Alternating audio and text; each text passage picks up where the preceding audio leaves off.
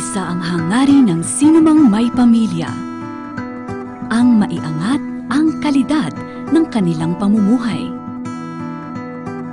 Gagawin nila ang lahat ng kanilang makakaya upang makapag-aral ang mga anak, magkaroon ng maayos na bahay at maging maginhawa ang buhay.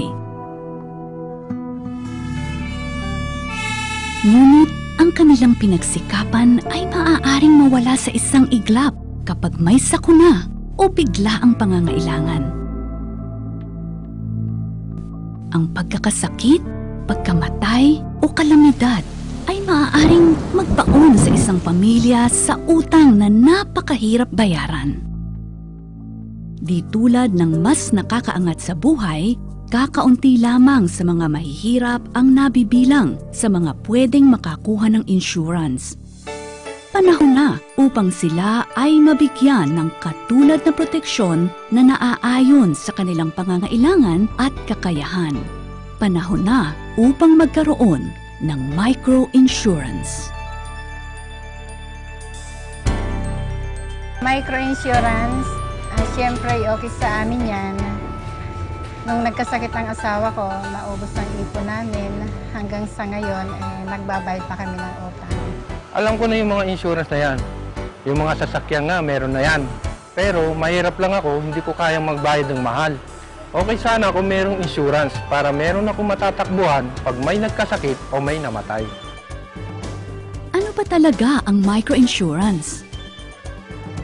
Ito ay insurance o pasiguro na naaangkop sa taong maliit ang kita. Tulad ng regular na insurance, ito ay may hinuhulugang bayad o premiums at may siguradong makukolekta sakaling may matinding pangangailangan.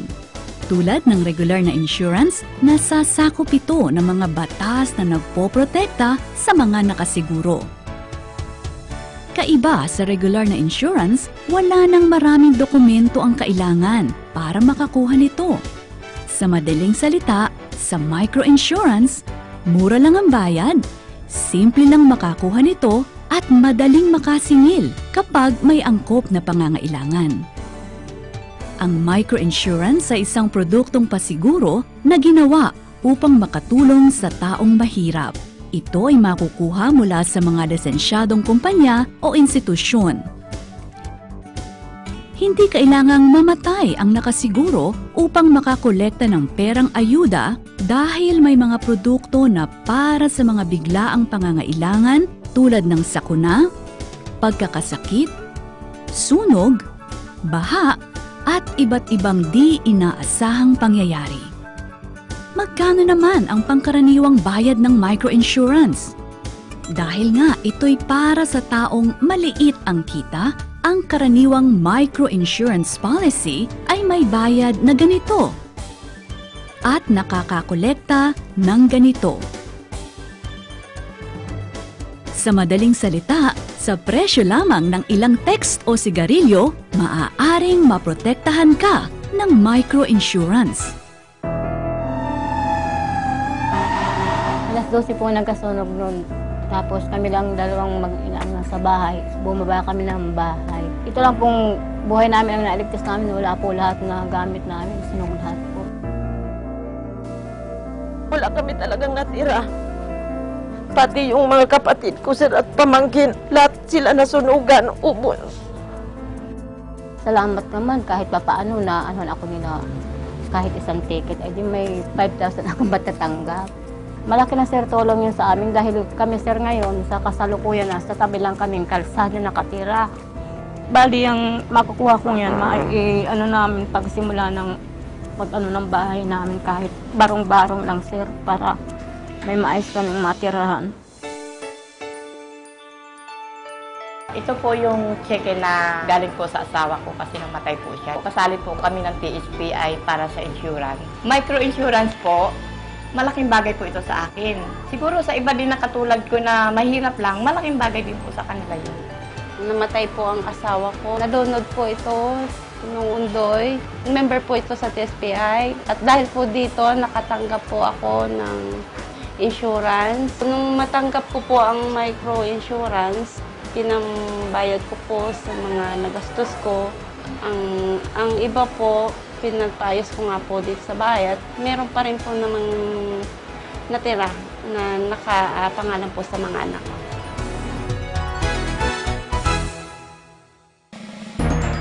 Walang duda na sa isang bansa na tulad ng Pilipinas na maraming mahihirap at madalas ang kalamidad ay nangangailangan ng microinsurance.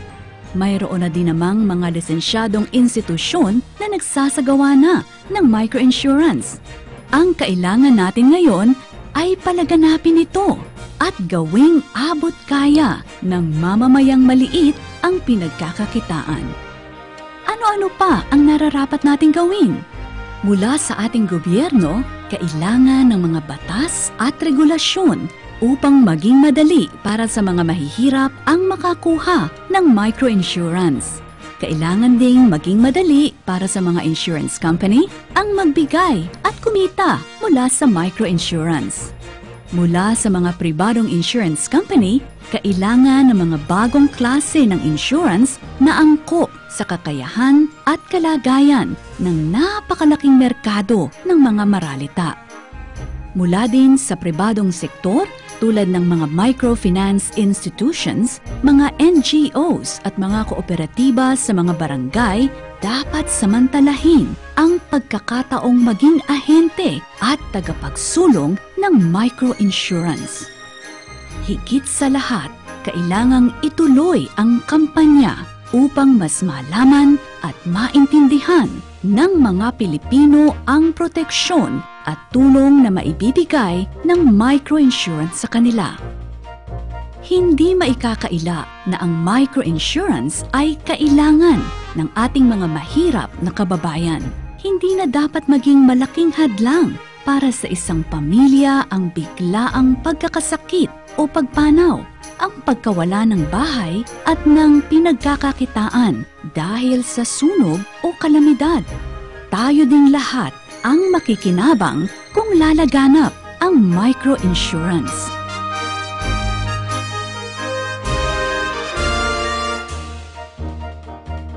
Sa pamahalang lokal ng Quezon City, meron kaming mga livelihood programs at pautang. Sa pamamagitan ng microinsurance, mapapasiguro ang mga microbusiness na ito. Kailangan ng mga kasapi ng kooperatiba ang microinsurance upang makabawi sa mga kalamidad, sakuna at iba pang mga bagay na nangyari sa kanilang buhay. At kami po na mga kasapi sa Philippine Insurance and Reinsurance Association ay handang tumulong sa inyo para kayo po ay makakuha ng insurance. Sa tulong ng microinsurance, mabibigyan ng proteksyon ang lahat ng miyembro ng pamilya, hindi lang tungkol sa kanilang buhay, sa kanilang mga ari-arian, pati ang kanilang mga negosyo.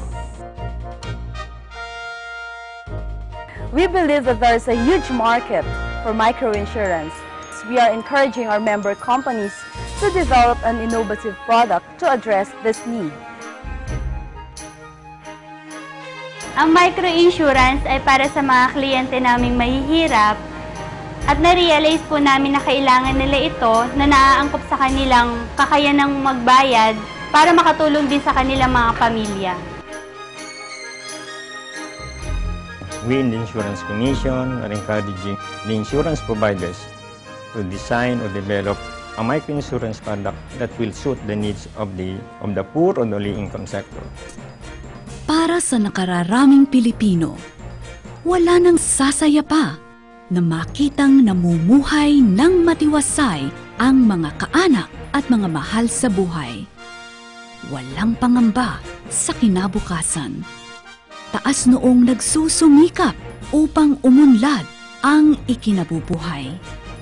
Hindi lugmok sa kahirapan at nakabaon sa utang. Malaki ang maitutulong ng microinsurance upang makamtan ng ating mga maralitang kababayan ang isang buhay na protektado at nakasiguro.